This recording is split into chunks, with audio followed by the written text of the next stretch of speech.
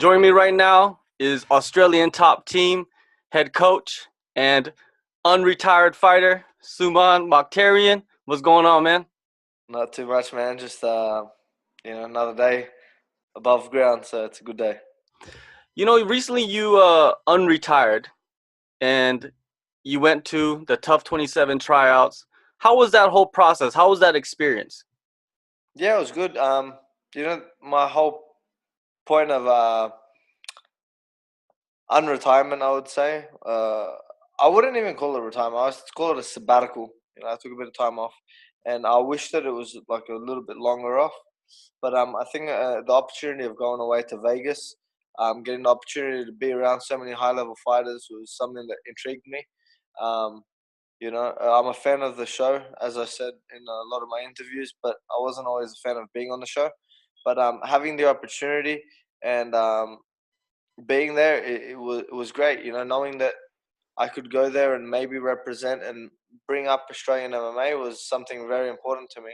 My whole purpose for taking time off, apart from like little things that I had personally going on, was to be able to put more time and focus into Australian MMA and bring other fighters up. So I feel like if I had made it onto the show, that I would be able to bring more attention into Australian MMA and Australian MMA media, and that way it would give our fighters more opportunities. So I think someone in some situations needs to take the ball up.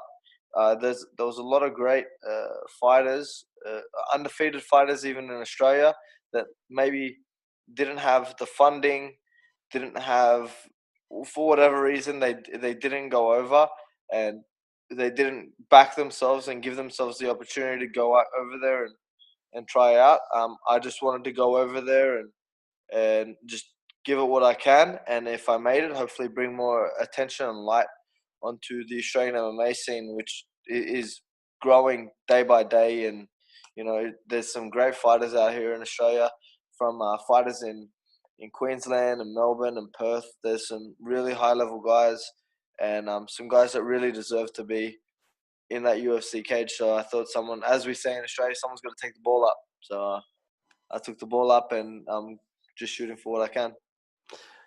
When you're trying out, it's a room of undefeated fighters. So Yeah. egos are flying around everywhere, right? And it's just a tryout, really. You're not really fighting. But did you Yeah. see anything there? Like, hey, some guys are taking it a little too seriously. Yeah, that one of the funniest ones was so when I got there, I'd gone with one of my students, one of my best friends, Alex Georgis, who was throughout the whole process with me. And it was funny, when I got to the trials in the morning, they had us kind of like waiting outside the room. And when we were waiting outside the room, John Morgan was there from MMA Junkie. Hmm.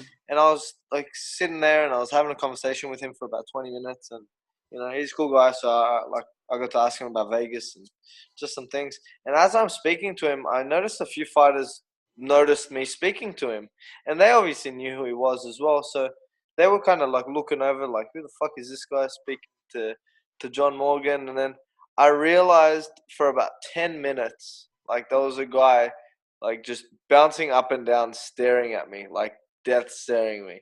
I'm thinking, what the fuck's this guy's problem? So I'm like, oh, it's nothing, I don't want to start any trouble. We're right outside the room. I'm on my best behavior. I go and I sit down, and when I sit down, I sat next to Alex again, and I looked up and I see this guy is like still staring in my direction. Whatever, let it go. We've got our chance to prove what we've got to prove. I'm just gonna keep my mouth shut. So I just kind of sat there, and then about maybe 2 minutes later, Alex turns around and goes, "Hey man, is it just me, or is that guy fucking staring at us?" So I look up, and the guy's like full blown staring at me, and he's like shadowboxing. Mind you, his shadowboxing wasn't very great, but I'm like, oh, let him kind of do what he's got to do to get himself pumped up. We get into the room. We had to fill out some forms, and they had us waiting for about 2 hours before we entered into the room. And when we entered into the room, uh, they like, I looked around, and there was all these undefeated fighters, and then I'd noticed for about 2 hours I was sitting on the table. It was so interesting to sit on this table. It was like me, Alex, and like a few other random guys that we just kind of met there, and Joe Stevenson was on the table.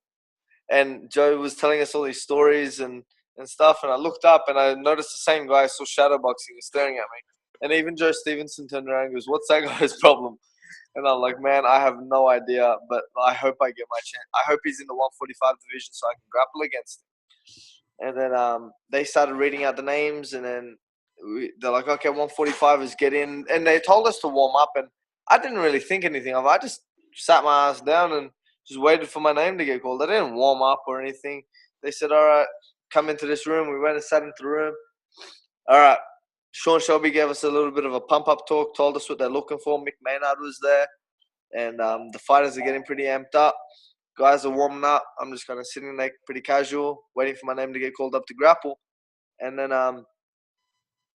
the guy that was staring at me got his chance to kind of grapple, and I kind of looked at him for about 20 seconds, and he wasn't too bad at the start, and then towards the end, I think he just kind of blew his load. We only got 90 seconds, and it looked like he blew his load in about 30. So his girlfriend probably wouldn't have been impressed either. But he came in, got did all right, but blew his load. We all grappled, and at the end of the grappling round, they tell us all who's made it through to the next round, who's made it through to the striking stage. And the guy that was staring at me shadowboxing the whole time, he's already putting his wraps on, thinking he's made it through. They call out all the names. He realizes his name didn't get called out, so he throws his fucking bottle of water to the floor, gets angry, got his ass sent home after about 90 seconds. So he pumped himself up for about 3 hours, tried to intimidate me and a whole bunch of other fighters, and couldn't even get it past the first round. So all that bark, no bite, you know.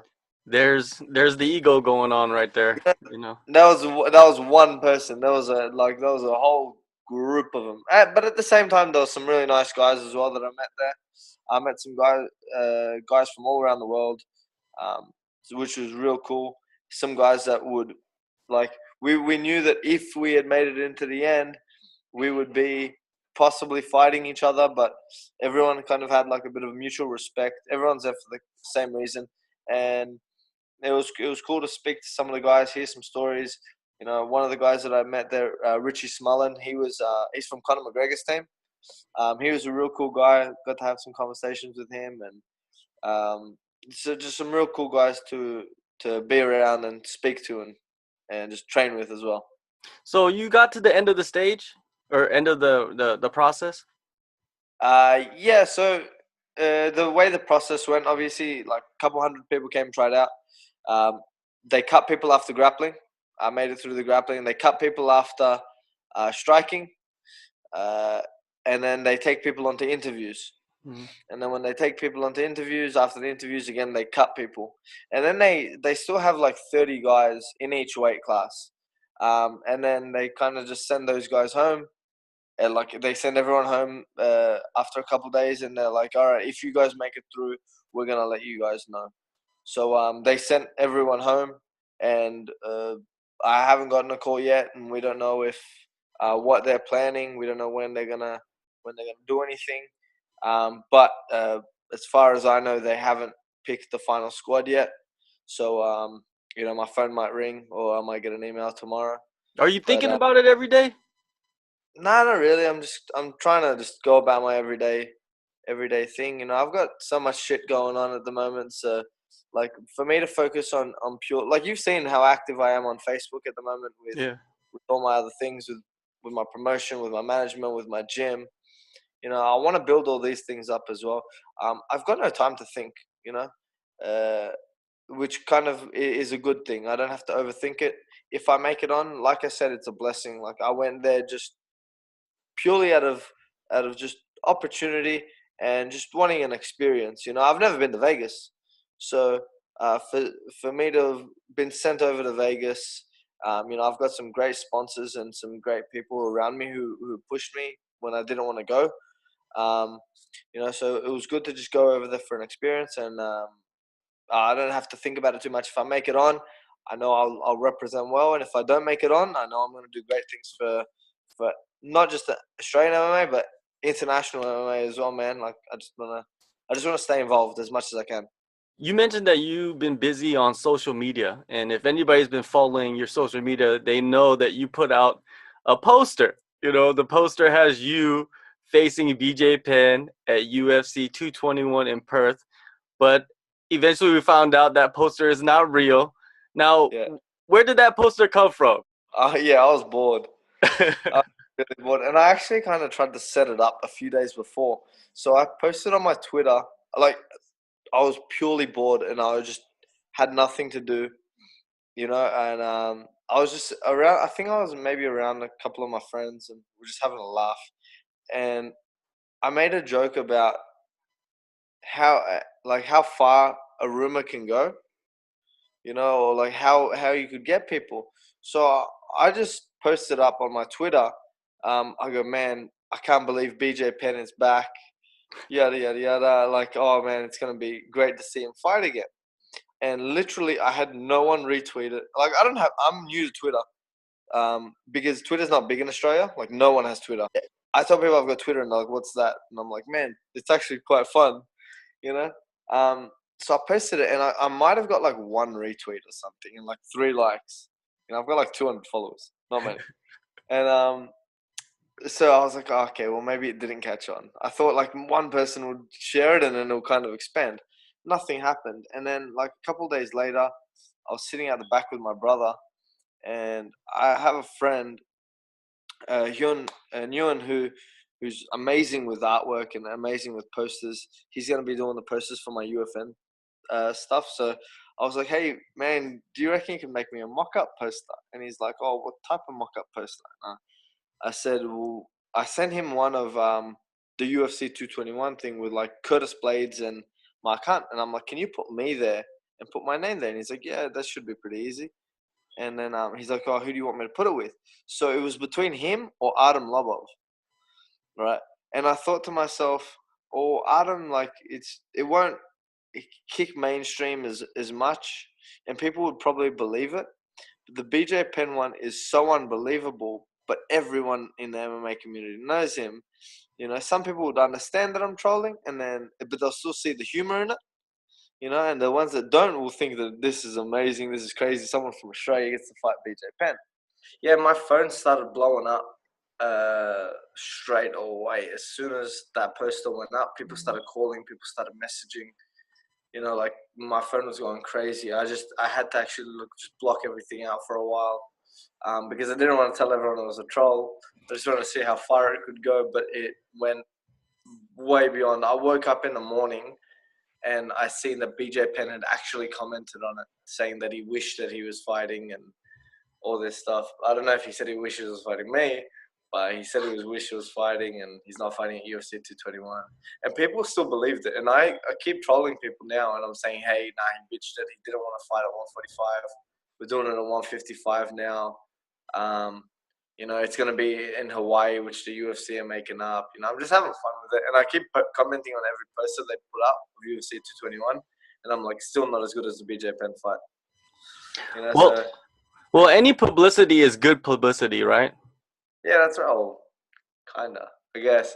Yeah, but I guess all the attention, myself, I don't like to bring bad attention to myself all the time. But if people are talking, then I guess you're doing something right.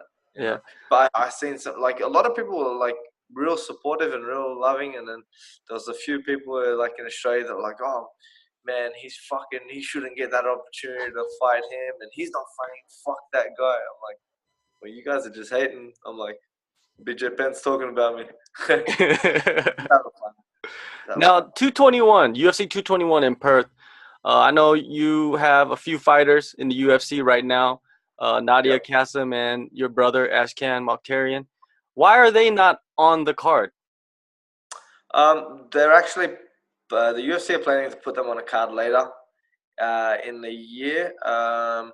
We have a few things like set up, and we've been speaking to them about it. But just timing wise, it just wasn't the best time for them to fight. My brother is still with the UFC.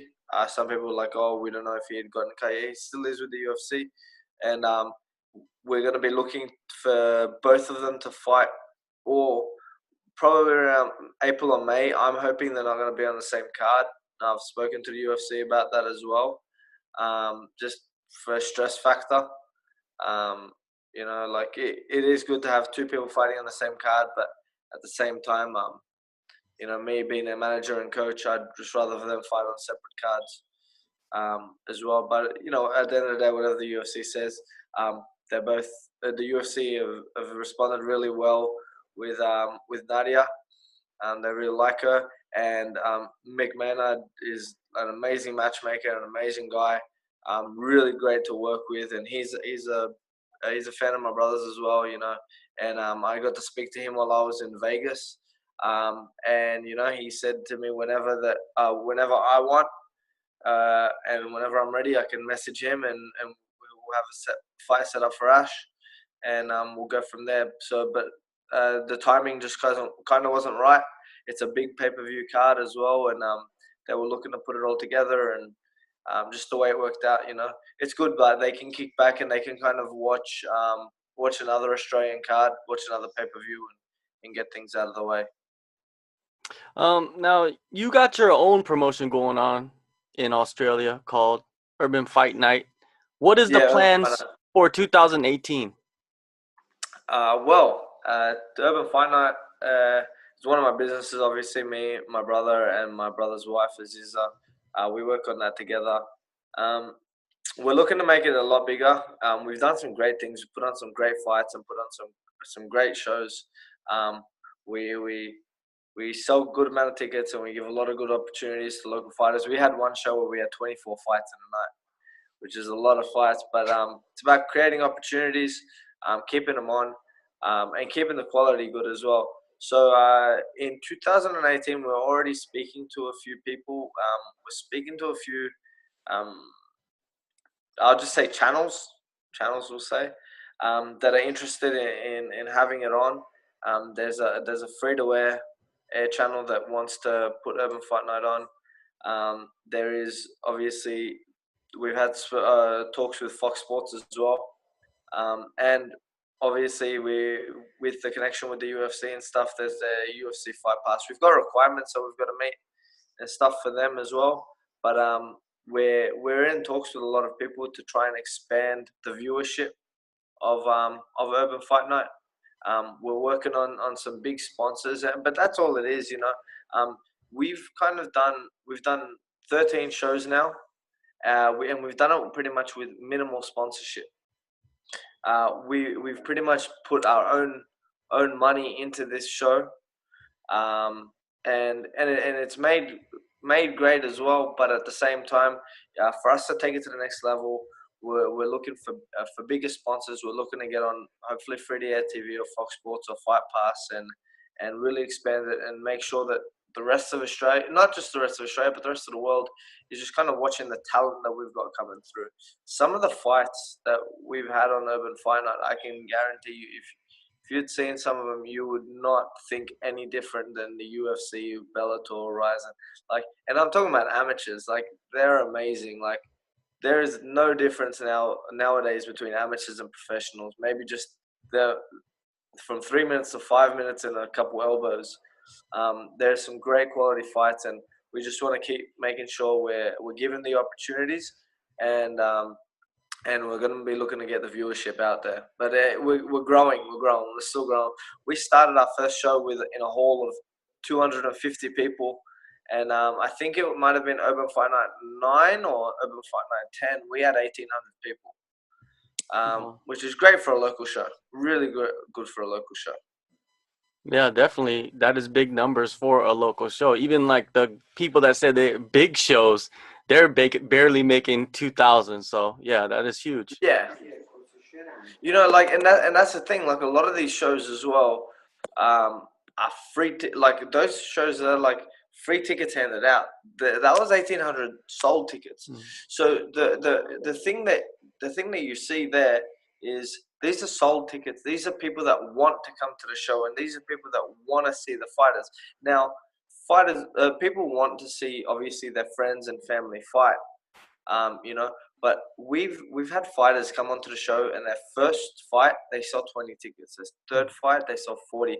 They're building an audience. These are amateur guys that are selling sometimes 100, 150 tickets by themselves, which is great numbers, and it's creating creating great hype. The fighters are kind of learning not to self-manage themselves, but to promote themselves. To see, like, at the end of the day, you as a fighter are as important as the person that's watching you. If no one wants to watch you fight, you're not important. Whether they love you or they hate you, you know. So for you to get to the UFC, the UFC want to see how many people are viewing you. Are you popular? Are you hated? Are you? I think that Urban Fight Night is kind of creating that hype for young amateur fighters as well, to kind of guide them into the pro ranks and beyond. And in 2017, we had, I think it was, we've had three fighters go from being in UFN to being in the UFC within 6 months. Mhm. We had Tyson Pedro within 6 months of being. Oh, like, I'm not saying the UFN was what took him to the UFC, but he fought on UFN. Then he fought on another show and he went to the UFC. Now, I'm not saying that's pushing him in, but some guys think that they need to fight on certain fight shows or certain things to get themselves into the UFC. But this is the quality that we're kind of working on. We had Tyson Pedro, who was one of our co-main events.